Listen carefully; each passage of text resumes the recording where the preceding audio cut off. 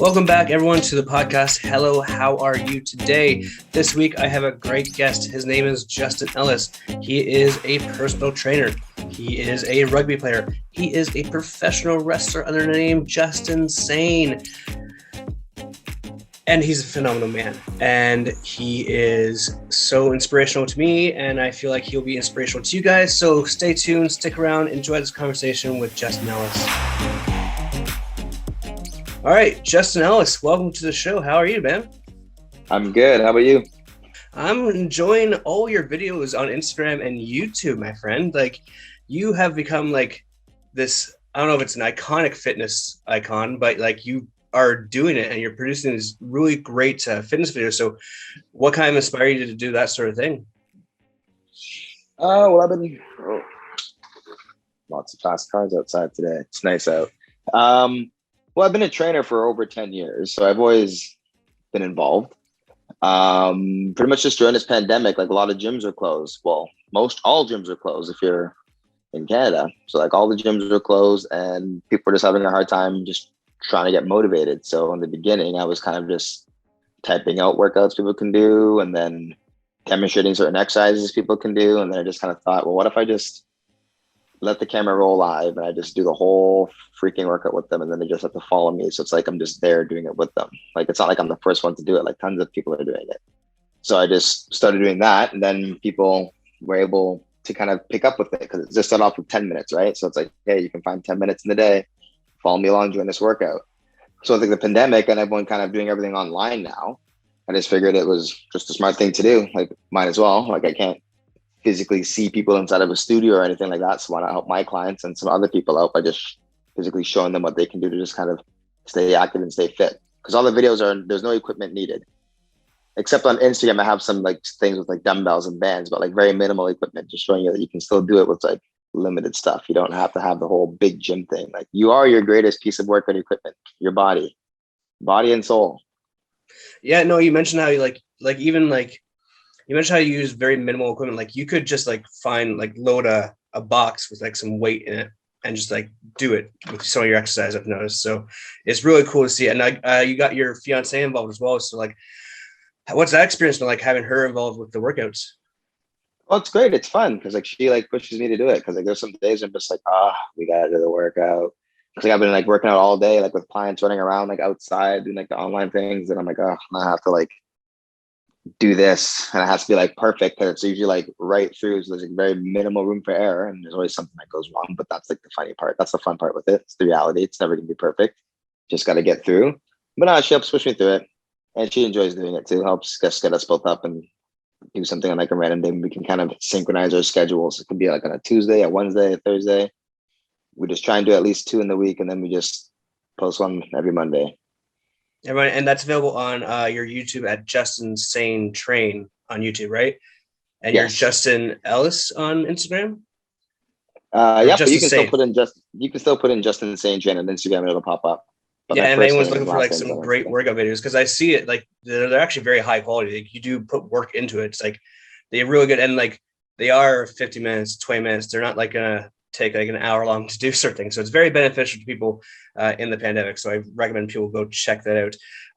Now you've been a personal trainer for 10 years. You're also one of the most in shape wrestlers I've seen in the entire Ontario indie scene.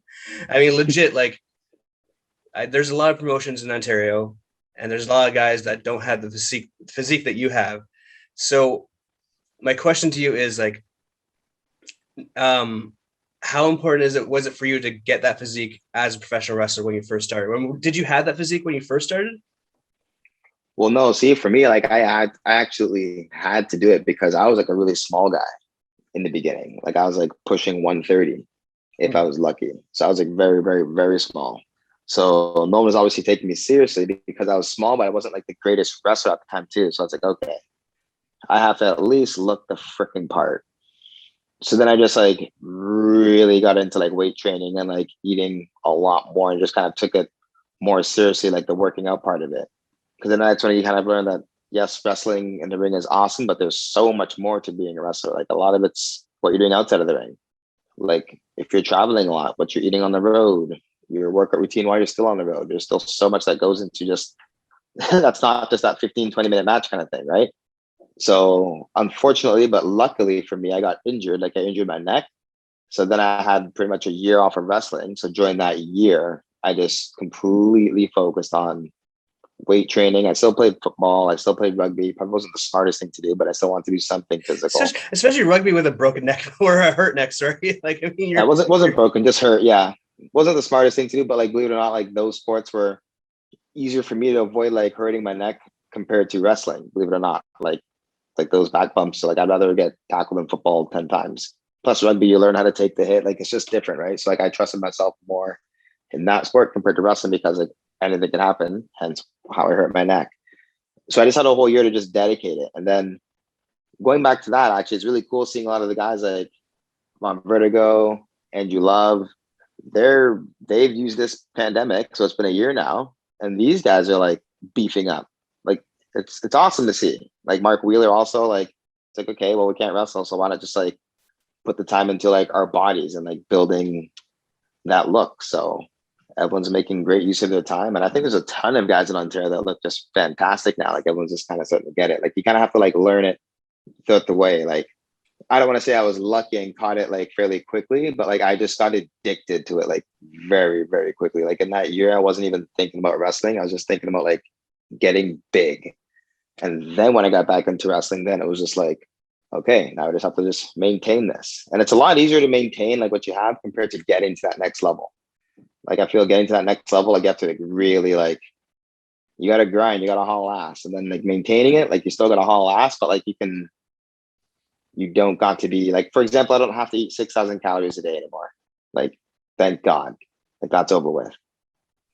So like in the beginning, I was like shoveling in food to like get to that next level. And then now I can finally just eat probably half of that and still maintain. But like, yeah, if I was still having to eat 6,000 calories a day today, I don't know, I feel like I'd be dead or just, I don't know. There's a lot of food.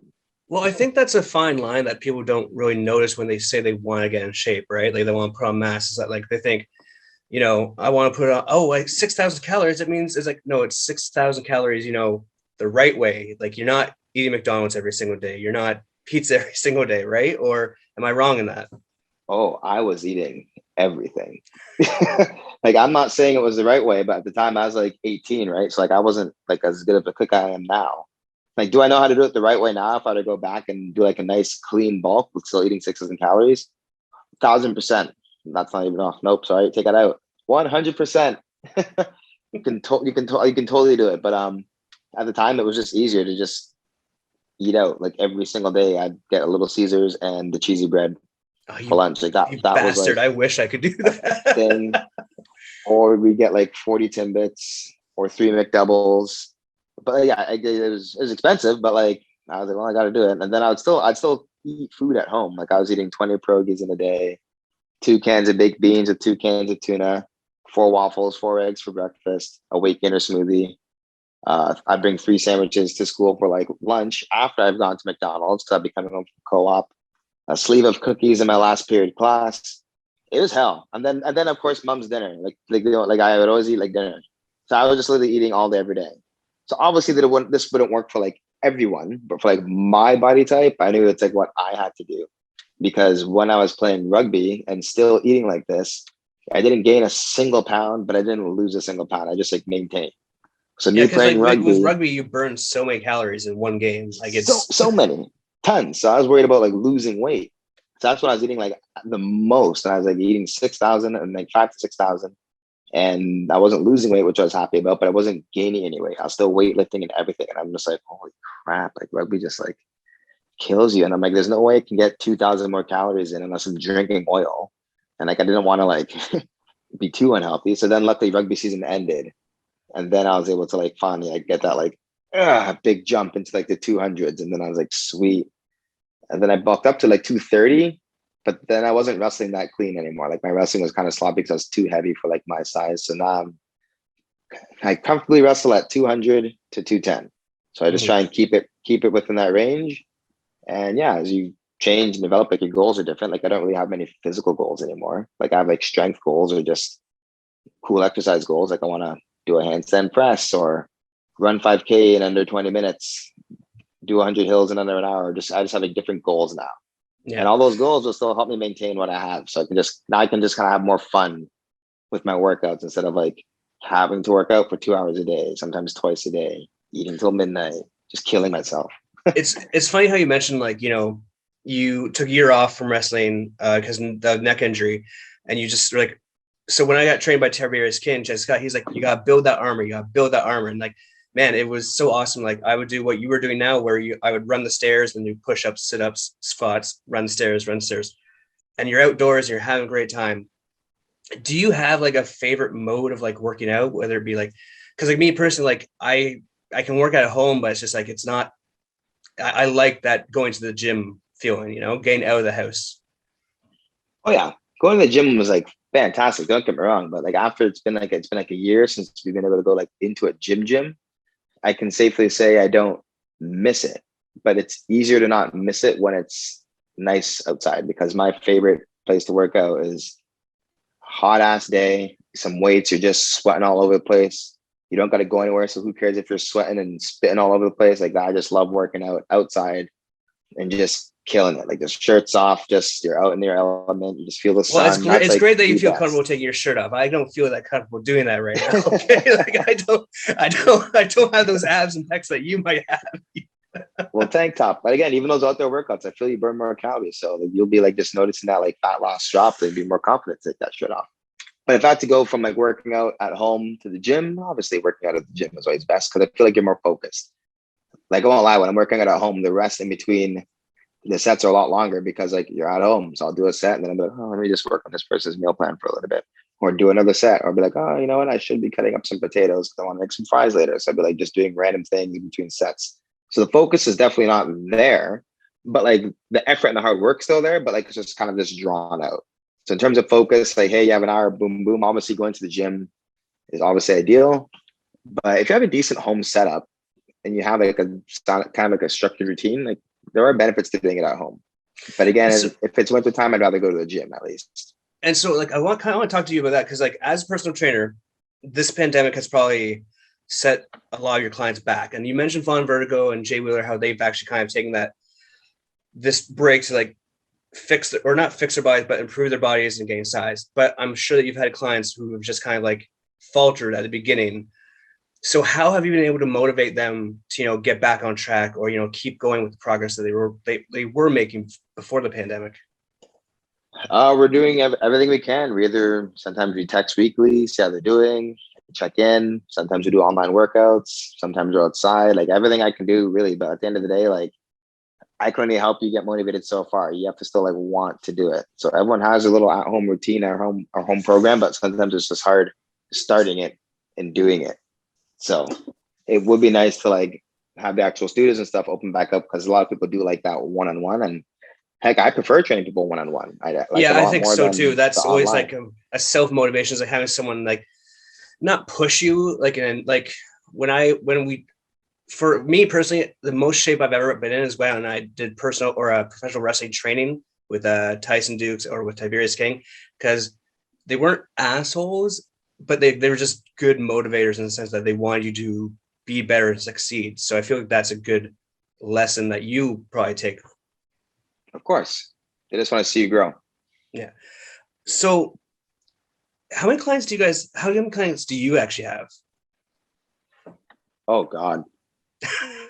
You're in the city of Hamilton, so like, there's quite a few. Are we going on like just the online, or just like people that I would see like at the studio and kind of like right now? I mean, they're all your clients, right? So everything, right? Just everyone all together. Everyone all together, I would say anywhere from close to 60. If you're counting the online and everything, I'd say 60. Dude, that's a lot of people to manage. That's a huge thing to do. I mean, was it? I think Tyson just posted a thing where like he had a client that lost 100 pounds, and it was incredible. Like yeah, insane. It was so good. I want to get her name. I think her name was Emma. Let's see here, Tyson. That's awesome. Yeah, and her Emma, and Emma Hooker, and props to you, Emma. Fucking fantastic job. 100 pounds. How rewarding is it for you to see the physical transformations, whether you're a Von Virgo wanting to put on size or someone like Emma who wants to lose weight? As a personal trainer, like how rewarding is it for you to see that? It's only rewarding if they're stoked about it.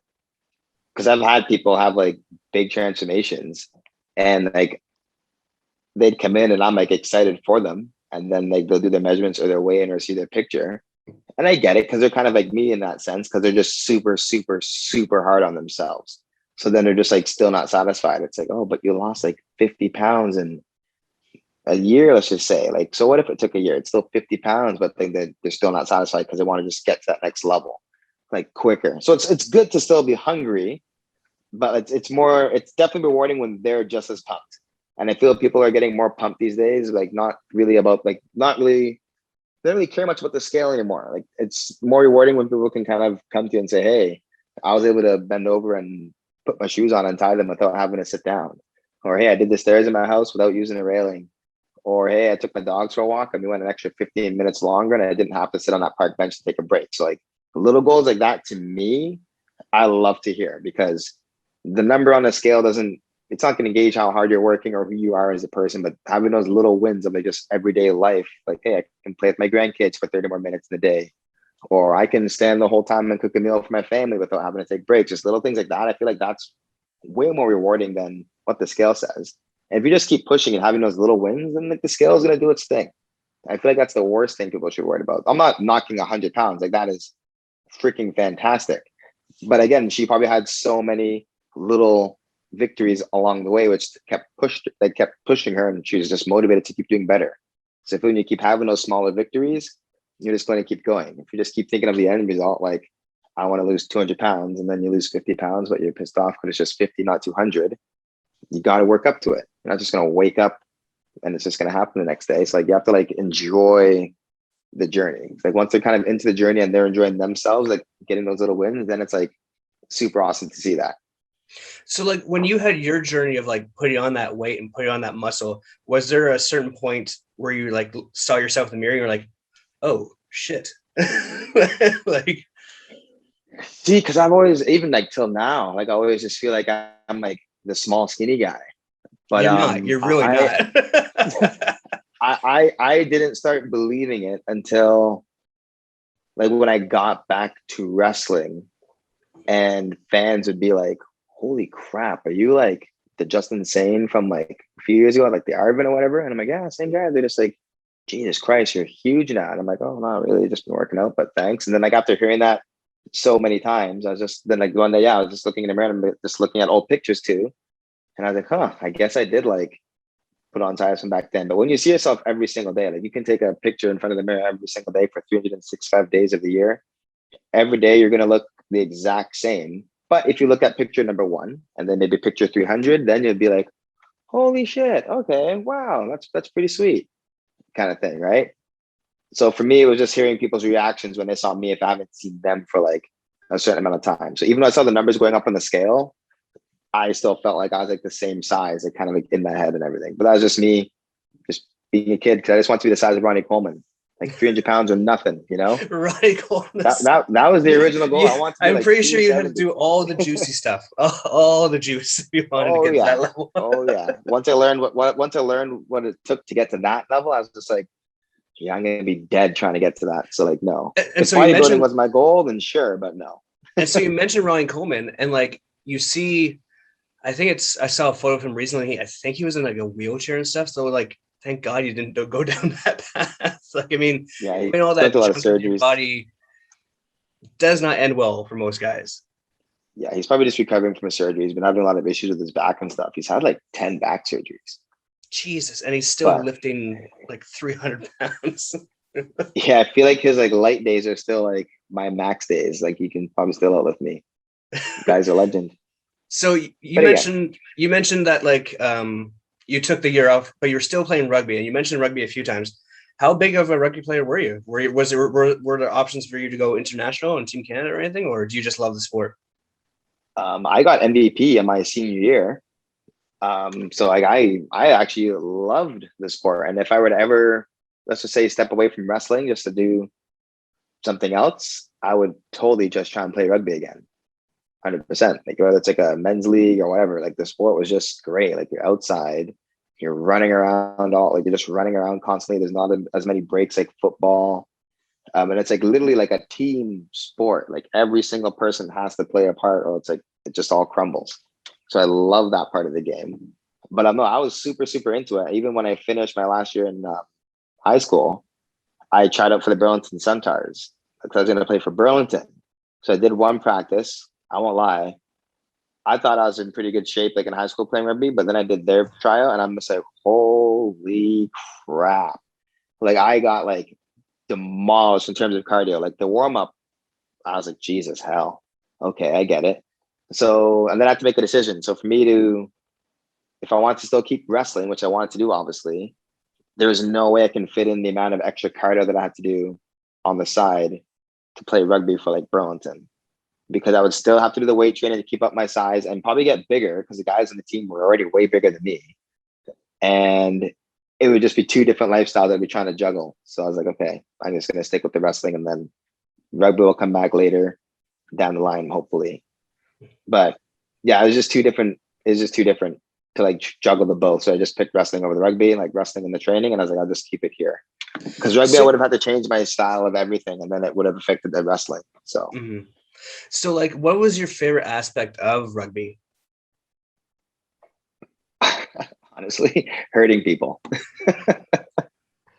There'd be a little twinkle in my gut when I'd like tackle someone and get up and see them not get back up. Because I'd be like, I want to say I was like a dirty player, but like, I'm coming to hit you. Like, I'm going to hit you safe. I'm not going to high tackle you or anything. But like, if I see your gut and you're running at me and you're not dipping in to take the tackle properly, like how you're taught, because you think you're going to tank me down and you're going to go head on, I'm going to spear you. So like, I just loved it. Like my favorite play was, because I was the fly half, I was the fullback. The play where you take the ball and you kick it. So I had to just kick it up as high as I could, but only like 20 yards. And then I just loved seeing players just scramble, because there's only two things that's going to happen. So A, I'm running as fast as I can. I'm trying to get the ball. So if I get the ball, I'm gone. Like I'm going full speed. Like it's a good couple yards, maybe a try. But if they catch the ball, like I am right there. So it's not like football when it's like a punt and you have to do like the safe catch. Like rugby, no safe that catch. Ball, like you're supposed to turn to the side when you catch, right? So 90% of the time they wouldn't even catch it, because they would just see me coming out and being like, yo, I'm not even going to try and catch this ball. I hope you catch the ball so I can tackle the shit out of you. And it pops out and then my player gets it and goes. So like it's a sweet play to see just people scramble, being like, oh, what do I do here? But I won't lie, once someone caught it, he was a beast, and I hit a brick wall. Like I hit a wall. It was like Spike Dudley hitting Bam Bam Bigelow. Just bounced right off. Oh yeah. I was way in over my head. I think it was like their 8-man, who's like the biggest guy on the team, right? Like the strongest guy, but like he caught it, got low, and I just ran into a wall, and I'm just like, yep, I deserve that one for sure. So I played. But I just love the grit of it. I played 1 year of rugby in high school, and what you exactly described is like I was the guy that so like no one caught it, so they're like, fuck, I got hit so hard. I was running back to grab the ball, I grabbed it, turned around, and spear. I was like, didn't let go of the ball though. Thankfully, I was like, they were like very impressed that I didn't like let go of the ball, but man, I got my boots taken off me with this hit. I was like, and then I was like, I don't think this is the right. I'm gonna go back to hockey. I know how to play that game. What position did you play? Oh, dude, see, like I don't even know. They just threw me on the field. It was one of those things where like I made the team on a technicality because one kid got hurt, so it was just. Were you in the front, like in the big scrum, or in the back, like with the line? I was in the back. Oh, okay. Yeah, I was more of the speed, and like I have like an Ontario Sevens like little medallion, but I'm like I don't even deserve that sort of thing. It's ridiculous. So like, do you watch rugby then, or like do you watch Team Canada play or the Toronto Wolfpack or anything? If it's on TV, I'll watch it. The New Zealand All Blacks are like my favorite team. I used to watch it a lot more, but if it's on, I'll always watch it. Enjoy a game. Like it's a great sport, but you have to know what's going on to like understand it. Because like before, I used to try and watch it, and I'd be like, this is the dumbest game. Like I don't even know why these guys are throwing this ball backwards. How come no one's blocking anyone? Like I thought the game was stupid, and then I actually played it, and I was like, this is like the best game ever.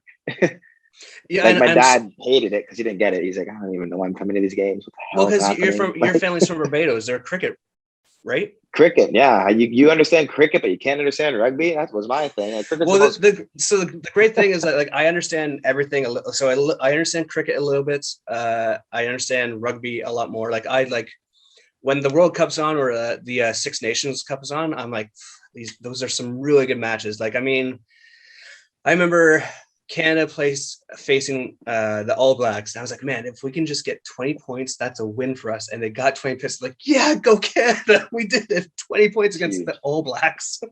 Yep. Deadly. I was actually in New Zealand the year that they won, and it was like so cool to see like the day after with all the blacks flags and everything, and like it was so quiet because I think everyone was just suffering from major hangovers from that victory. Oh, for sure. That must have been a party and a half. That's probably a holiday now. Yeah, I think they're playing. Yeah, it would have been a party because they beat Australia in the final, I think, if I do recall. And they do not like each other. Those are like the two best teams too. Them and like South Africa. South Africa had a pretty dope team. You know who has like the most intimidating rugby player I ever saw was a guy from France, and he must have been like 6'4", 240, 280, whatever in that, and he was just had a big ass beard, and I think he had like a mouth guard with fangs. It looked like our Andre Arlovsky back in the day of the UFC. I was like, how do you see this guy? I'm like, yeah, I'm gonna step up to him, like just massive. Yeah. So you decided to go into professional wrestling after your rugby career, and what made you a huge wrestling fan? What made you want to step in the ring? Oh, well, I was like a kid. Like, what kid didn't like think wrestling was like the coolest thing? Plus, like I had a hard time like even watching it. My parents didn't like it, so I'd always have to sneak it on TV. Like I wasn't like fully allowed to watch it until I was like 12, but it was still lame because bedtime was still a certain time, so only get to watch half of Raw or whatever. So it was just still a pain in the ass. But then when I finally started doing it at 15, it was just like, okay, whatever, like just go ham on it. Just spending years on catch up. But I remember Bret Hart was the first guy I saw on TV in Edmonton. Just saw big Canadian flags. He's like the first wrestler that I saw. I couldn't tell you he was wrestling. It's like, what the hell is going on here? This guy's got a big flag and like these pink tights. Okay. And then I just remember watching it. And then I remember parents came in and I said, what is this? And they turned to like, I don't know what they just changed the channel. I said, oh. So they said it's too violent, you can't watch it. So I was like, oh, okay. So it's so strange that our parents thought like professional wrestling, which we now know is like scripted entertainment, is too violent when you think of like, oh, you can watch The Simpsons though. Well, see, this is the thing, and this is the thing because I tried to like convince her, but unfortunately, when I was like really trying to sneak and watch wrestling, it was during the Attitude Era, so I didn't really have much of an argument because I remember the one time she's like, "Okay, you know what? Fine, I'm gonna watch it with you." And the second I see a bad word or something bad, then returning it, I'm like, "Okay, cool." So the one time I turned it on, and of course it's DX. So what do? They go, "Suck it." Yeah, channel was changed within 2 seconds. And then I think another time we tried it, there's like a bra and panties match, obviously. I just changed the channel, being like, you're not going to like it. You change the channel. And I was like, I give up kind of thing. Like, nope. And then she just kind of got over it. It's kind of like the same with South Park when she was, I don't like you watching South Park. And I was like, just watch it. It's actually kind of funny. And then she like goes to watch it with me. And of course, it's the first episode that she watches is when all the black people move to town, like all the black actors and everything. So they obviously, it's a parody episode, right? So that's her first episode she's watching, and I'm like, oh, I'm never gonna be able to watch this show again. So I had to wait like years before I can watch that one. I was like, Jesus. And I was like, oh, it's good. Just watching another. She goes, no, I have time watching this one. And I'm like, oh, great. She's Will Smith. Oh, Will Smith's in this one. Whoopi Goldberg. I'm like, yeah. Not the real ones. Yeah, but Jeff Hardy. I would say Jeff Hardy was like the one. I'm like, yo, like he's kind of like smaller. Like I can do that and not the Jeff stuff, Hardy from Backyard Pro, right? No, real. Yeah, the Hardy Boys. But yeah, I was like a huge like Jeff Hardy fan when I was younger. Because at first I knew I wasn't gonna be like a Test or Kane or anything like that. I'm like, okay, well, who's like believable? And I'm like, okay, Jeff Hardy, like we're about the same size. Like I can do some of that stuff. So, because when I started my career, I was doing a lot more of like the high risk maneuvers, like a lot more. And then I got bigger and I was like, okay, I don't have to do that stuff anymore. I can do some of it, but I don't have to do a lot of it. So like you've been wrestling for, you said 15, you're 31 now, right? I think I saw it on your profile. Yeah, it's gonna be. I think 16 years now. It'll be 16 because I'm 32 this August. What are some of the best lessons you've learned since you started wrestling? The best lesson. Yeah. Slow down, kid. You don't have. You got a bump car. Oh, that's like that. That's automatic. The best lesson, honestly, always keep training. Mm-hmm. You'll never stop learning. Always keep training. Just keep fresh, keep sharp. Always work on your promos. Like it's like riding a bike. Just keep doing it. Just keep doing it. Keep going, and don't sleep on yourself. Be confident and like just be confident. Like, cause like my issue was I was not very confident in myself. So like, there was a time in my career where I was turning down promotions. Cause I'm just like, oh, I don't deserve to be in that promotion. Like, you guys are out of your mind. You have guys like this on the show. I was like, nope, and I wouldn't do it. And then fast forward, being like, wow, I missed out on a big opportunity. So who knows where I would have been had I taken that opportunity? But I wasn't very confident in myself. So like my personal advice is just be confident and just believe that you can do it. Cause like when I set my mind to something, like most of the time, like I get there and I get it if I really set my mind to it. So don't let yourself be your own enemy. With 16 years of experience in professional wrestling and having started at the age of 15, I mean, you've probably seen a lot of like good, but you've also probably seen a lot of bad. Because I know the wrestling scene in general has improved drastically, but like at 6'15", like you're green as shit. You're people are. I'm not gonna say like they're gonna want to take advantage of you, but I feel like they did take advantage maybe. So like, how is that evolution from that 15-year-old kid to now helped you in not just your personal life but professional life? I definitely grew as a person. Like I feel like when I was smaller or even just younger, not a lot of people took me seriously. Like they thought it was just like a one-time fling or, oh, you're just here because you can jump really high kind of thing.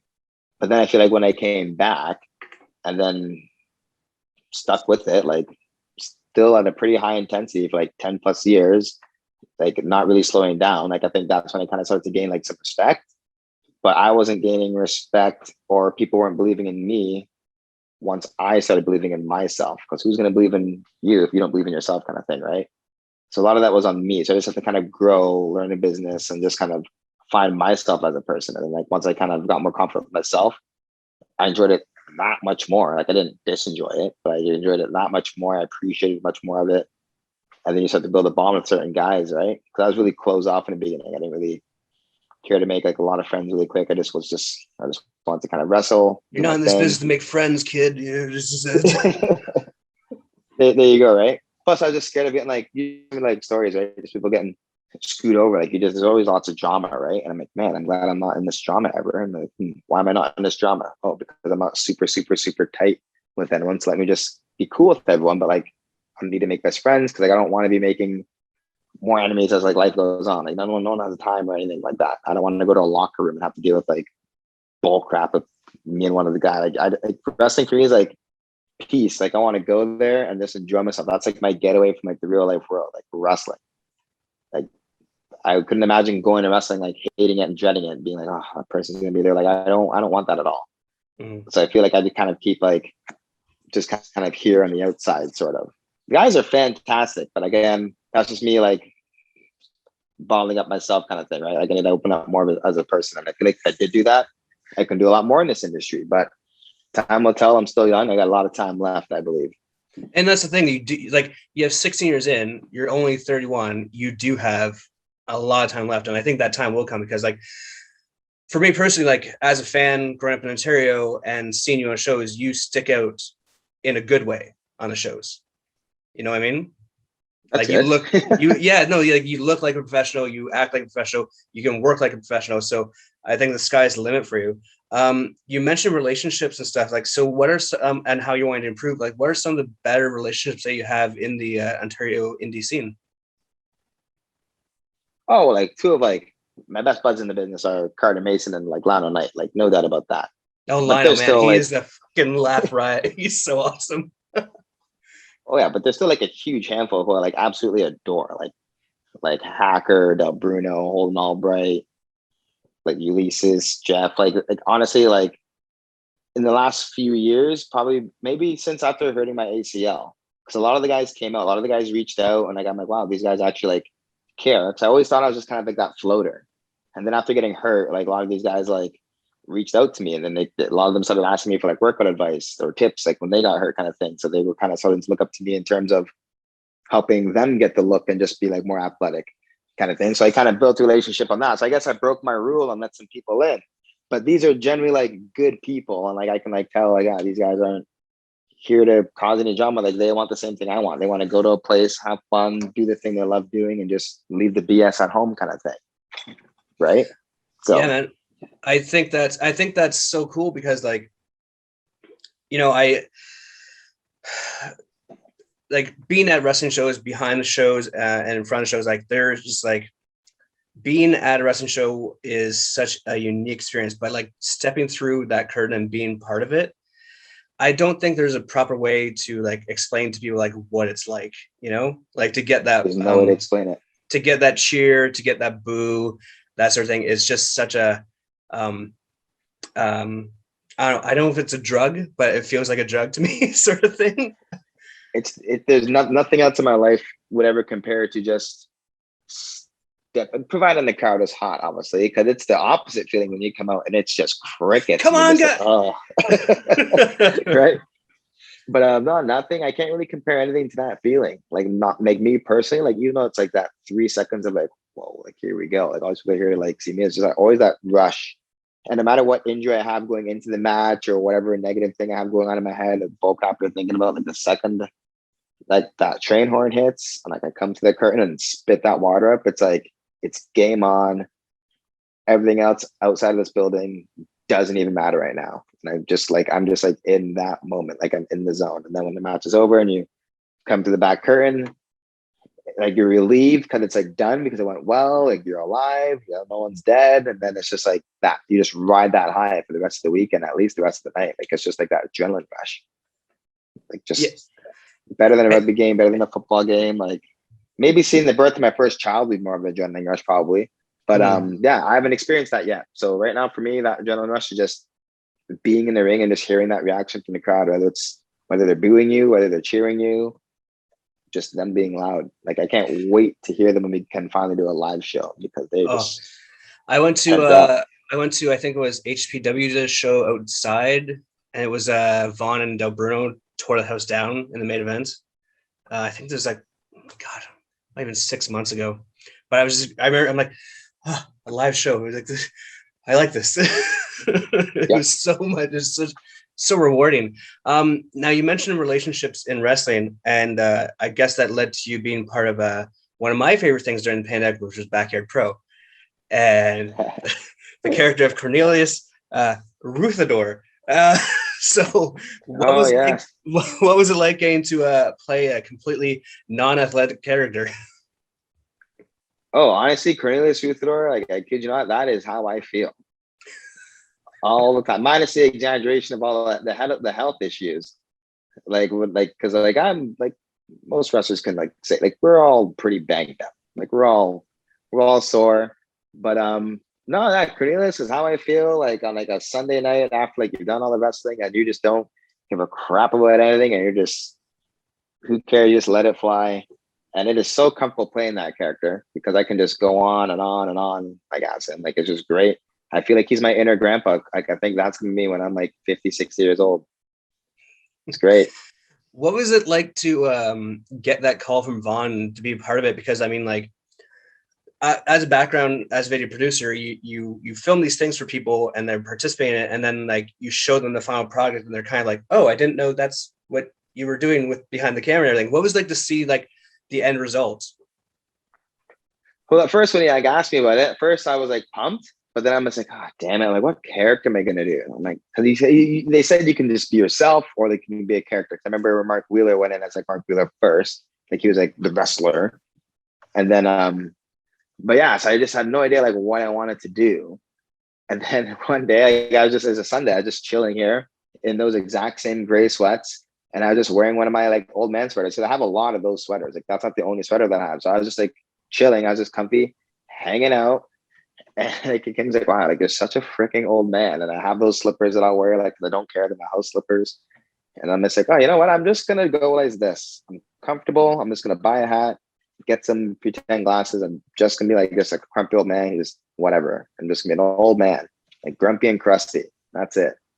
And then seeing I get edited and everything afterwards is just kind of cool seeing that come to life, because it always looks better after like everything's edited and it's put together. So we were just sitting down, just like howling, having a good show. But yeah, again, just like a nice little scapegoat. Like it's just like away from reality. Just be this old man, 76 years old. Is that something that you'd want to like bring to an actual wrestling ring, like I don't know, like an Alpha One show or anything? Or A lot of people mentioned it, and some promoters have asked about it. And honestly, yeah, I think it'd be entertaining. I think it'd be pretty entertaining. I would absolutely do it. Sure, why not? If they like it, they're entertaining. It's great because he gets fired up. Cornelius isn't a slob, right? He'll get you. He's got experience. Just takes him some time. yeah. He's got a brain, you know. So was that the first time that you actually got to like, because like in indie wrestling, you don't really get to like portray like a character. It's more of like like you're a wrestler sort of thing. From what I see a lot, was it like kind of like game change for you in the sense that you actually got to play a character involved in wrestling? First time ever playing like a character. It was kind of like a relief. That kind of made me want to just ditch the whole Night Train thing, to tell you the truth. Like I'm like, yo, I have a lot of fun doing Night Train, don't get me wrong, but like just being someone who actually like makes people laugh, I got more of a kick out of it. So I'm just like, oh, maybe this might be who knows? We'll see. So who knows what we'll see in the future? Who knows? I think comedy and wrestling is one of those things that's just like, if it's done right, it's a bigger pop than like a cheer for a move or like a great match. I remember like doing a show in Newfoundland, and like we were just doing like this comedy match, and it was like we did this nipple spot where like we had the ref involved, and we were like doing it all, and like it got this huge pop, and like it's one of the best things I did in wrestling when I did wrestle. Like I remember that moment, like that laughter, and I was like, oh, that's intoxicating, that's my drug sort of thing. Yep, for sure. So do you guys know when you're gonna come back? Have you got any offers for like shows come back, or is everyone kind of just like stay low till things come back? We're all just waiting. I've had some people reach out in the States, and like I'm just like, for me, it's not worth it to go and then come back after quarantine for 2 freaking weeks, right? Because then I can't like go do my outdoor sessions. I'm like locked in here for 2 weeks. So for me, it wasn't worth it. So yeah, we're just all waiting. So in the meantime, I'm just trying to keep in like the best shape ever. So when we do get back into the ring, like hopefully the ring rust isn't as terrible as it is. Plus, I still have to get into a ring and like shake some ring rust off, because even though even though I may look like in shape, my ring shape is probably terrible right now. So we got to find that out soon when we can actually get inside and get some training. I would agree with you. I think everyone's pro Ontario's ring shape is going to be tested quite a bit. It's like rest hold, please rest hold right now. Seriously. All right, you dive to the outside and we stay on the floor for like 5 minutes and just, we'll figure it out from there. When you first started training as a professional wrestler, what was that first bump like? Oh, geez, it knocked the hell out of me, because didn't knock the wind out of me. Like it definitely hurt a lot more than I expected, because like the ring we had was just absolutely terrible. But I'm glad we kind of started off with a crappy ring, because every ring I've bumped in, and not every ring I've bumped in has been great, but no ring has been as bad as that ring. So everything feels nice now. I got spoiled. Not nice, but better. I got spoiled because Tiberius had like a high spots ring. Oh. And then I would go to a PWA show and I'm like, oh, Jesus, what the? Yep. Yeah, my problem was I didn't breathe out. So that's why I was just like winded, being like, it's terrible. So I remember going home, sitting on the edge of my bed. Like after that first practice, my mom came in the room being like, oh my God, what the hell did I agree to this? I was sitting on the edge of my bed, just falling off, boom, practicing my back bumps and like breathing out, like just right on the floor. Like it was carpet, but just right underground. God, I wouldn't do that now. Jesus, I'd be like, what the, out of my mind. But yeah. So let's talk a little about training, because like you train physically to get the armor and everything. When you're training as a professional wrestler, I mean, like I would go home some nights and like my body would be racked in pain, but I'd be on such a high from the experience of training. Did you have that same experience? And like how rewarding is to see your development from that first bump to being able to do like some of the higher spots and everything? Oh, it's super rewarding to see, because like at first you're like terrified as heck to just try a front bump, but now it's just like second nature. And there's still tons of things that I haven't done in the ring that I would like to try one day and show people. But like, there's a lot of things I haven't done that people think I've done and can do, but I cannot. Like, I have never in my life done a moonsault or a backflip in a match. That's surprising. I've sold a clothesline and like maybe done a backflip once, but I've never actually done. Like, a lot of people think I do like moonsaults and stuff. I'm like, no, like I jump high and I do a lot of cross bodies and springboards or front flips. But like, I've never done a moonsault. Never done it. Nope. So, well, I have an idea for you. I think you should do a rugby player versus soccer player against El Bruno, and then you can throw those. Just scrum up and fight, red cards and yellow cards. I'm pretty sure a rugby player could take a soccer player any day of the week, in my opinion. Unless there's red cards involved, then maybe there's some leeway there for the soccer player. Yeah. So, man, congratulations again on the fitness stuff on YouTube. I think you're doing a great thing by providing this kind of free service, and you're helping clients, 60 clients now, and more. So let's get you some more, hopefully, with this podcast. Where can people find you on the YouTube, Twitter, Instagram, that sort of thing? Everything's the same app, JustinSaneTrain. Mm-hmm. All one word. So that's Twitter, that's Instagram, that's YouTube. And then if they wanted to reach out and email me, my email link is on all those platforms as well. So you can always just email me. All right. And where did the Justin Sane Train gimmick come from? Oh, well, my wrestling name is the Night Train, Justin Sane. So then obviously YouTube and all that nonsense, every bloody name is taken. So I was sitting there and being, oh my God, what name is it taken? Because like the Night Train. So I just put Justin Sane and then Train, done. Because Train could be like the train gimmick, or Train being like train, workout, exercise. So it just kind of worked out. And most people know me as Justin Sane. They actually think it's my real last name half the time. So I figured if people want to actually like find me, like most people know me from the wrestling world compared to like the real world, let's just say. So I just kind of just kept it at that. So. And so we'll wrap it up with this. Professional wrestling, personal trainer, rugby player, football player. What is your favorite wrestling moment that you've got to be a part of?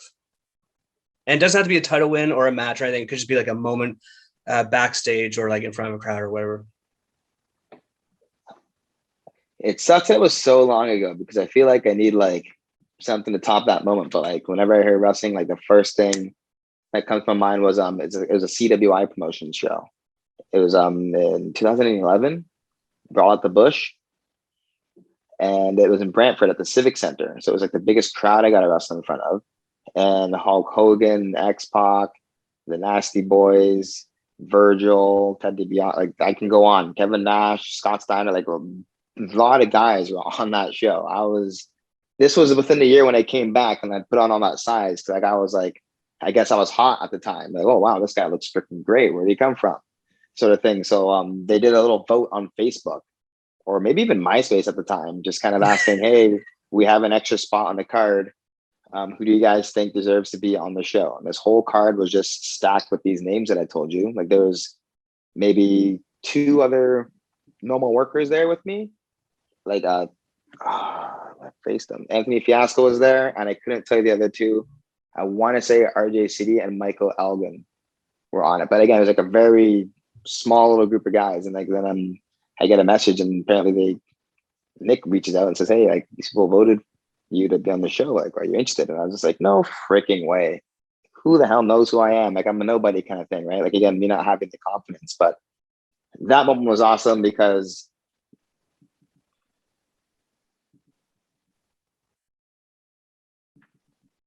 it was just nice knowing that like people actually knew who I was. Cause I always thought I was just like that floater, right? So I was like the first time being like, okay, like people know who I am. Like maybe I'm not as bad as I think. I'm better than I think.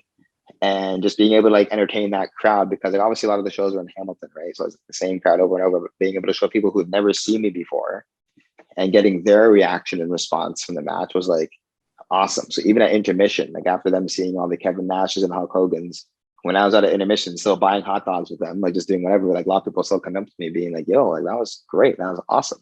Hope to see more of you. And yeah, one of the things I regret was not like really capitalizing on that thunder, because I kind of went back to my little shell and just kind of coasted by type deal. But it's in the past. But the Civic Center in Brantford against Anthony Fiasco in front of 4,700 people, that was definitely like my favorite like moment in professional wrestling.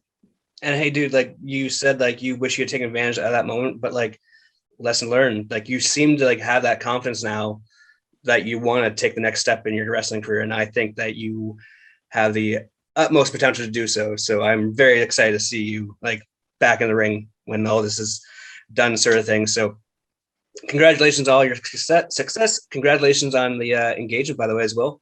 I guess playing a date has been a bit difficult. Oh, don't even get me started. But yeah.